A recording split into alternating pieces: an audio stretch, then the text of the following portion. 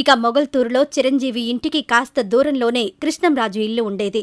వారింటికి కృష్ణంరాజు వచ్చినప్పుడు చిరంజీవి కూడా చూసేందుకు వెళ్లేవారట. మాట్లాడ్డానికి ప్రయత్నించినా పెద్దగా వీలు కుదిరేది కాదట. ఎందుకంటే కృష్ణంరాజును చూసేందుకు పక్క గ్రామాల నుంచి కూడా జనం వచ్చేవారు. ఆ సమయంలో చిరంజీవి కూడా కృష్ణంరాజు ద్వారా సినిమాల్లో ప్రయత్నాలు మొదలుపెట్టాడు. కానీ కుదరలేదు. చిరంజీవి మాత్రం పట్టు వదలని విక్రమార్కుడిలా ప్రయత్నాలు మొదలుపెట్టారు. అంతేకాదు తన ఫ్రెండ్స్తో పాటు ఇతరులకు కృష్ణంరాజు మా ఊరి హీరోనే అని గొప్పగా చెప్పుకునేవారు.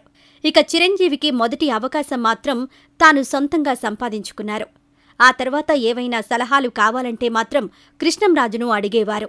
ఇక చిరంజీవి హీరో అయ్యాక మొగల్తూరులో కృష్ణంరాజు ఇంటికి వచ్చే జనం ఆ తర్వాత చిరంజీవి ఇంటికి కూడా రావడం మొదలుపెట్టారు. ఇక కెరీర్లో కృష్ణంరాజు పీక్స్లో ఉండగానే చిరంజీవి కూడా మంచి నటుడిగా పేరు తెచ్చుకుంటున్నారు.